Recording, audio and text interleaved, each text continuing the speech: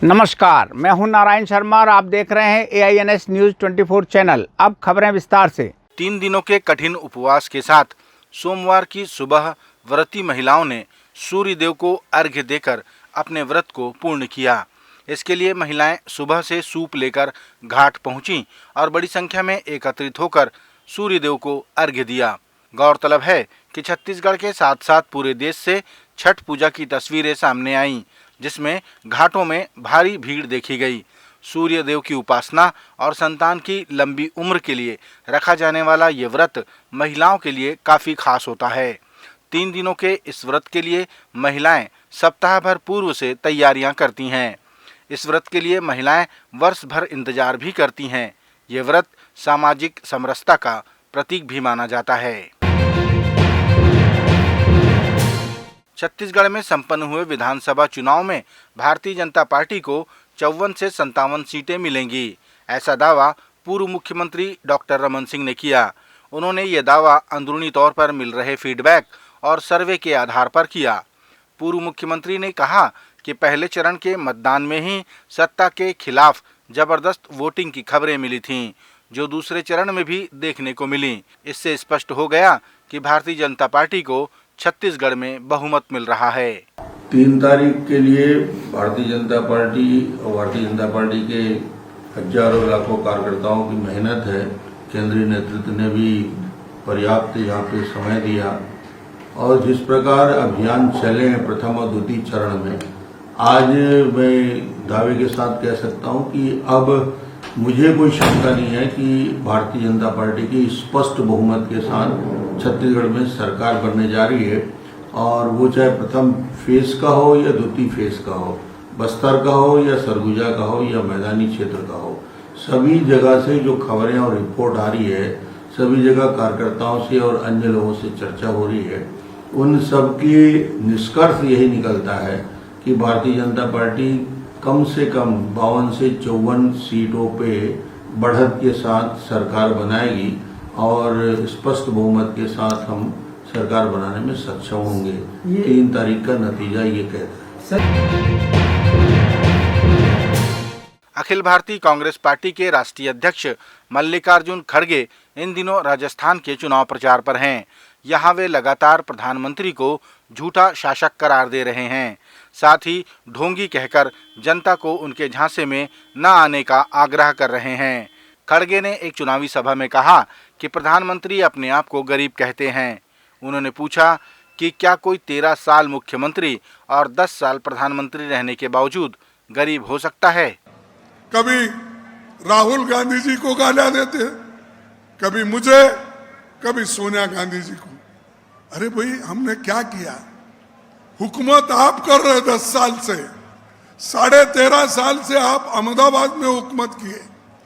अब आप ही बोलिए, जो इंसान 23-24 साल चीफ मिनिस्टर और प्राइम मिनिस्टर बोल के काम कर रहा है, वो मैं गरीब हूं बोल रहा 24 साल से। तो ऐसे जो ढोंगी लोग रहते हैं, इनके झांसे में मत आओ, ये बड़ा खतरनाक होता है। हम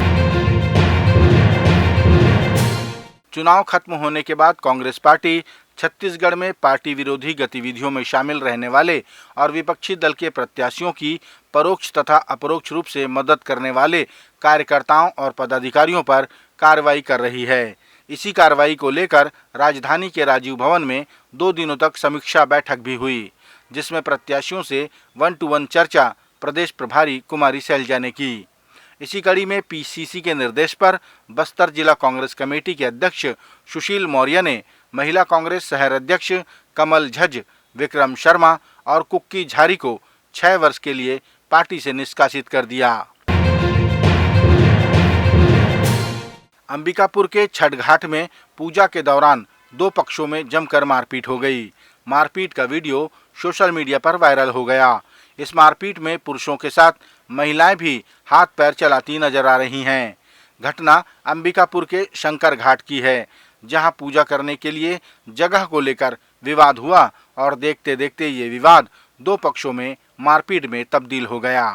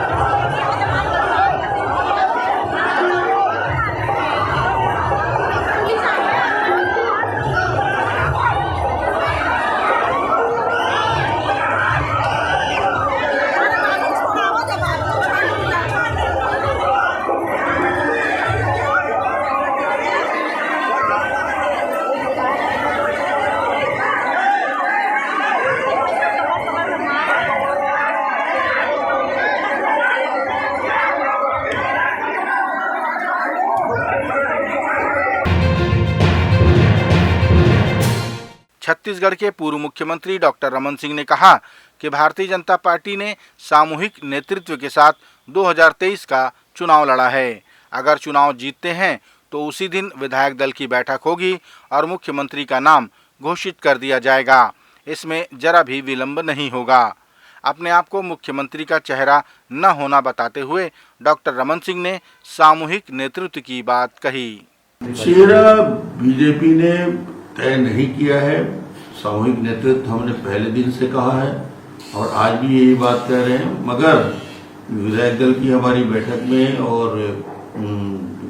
चुनाव होने के बाद पहले दिन ही विधायक दल की बैठक होती है, उसमें दल के नेता का चयन हो जाएगा, उसमें कहीं विलंब नहीं होगा।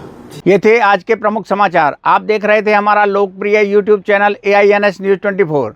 अब हमें इजाज़त दीजिए। कल तक रोजाना की ताज़ा खबरों के लिए आप देखते रहिए हमारे लोकप्रिय यूट्यूब चैनल AINS न्यूज़ 24 को। हमारे यूट्यूब चैनल को लाइक और सब्सक्राइब करना ना भूलें। नमस्कार।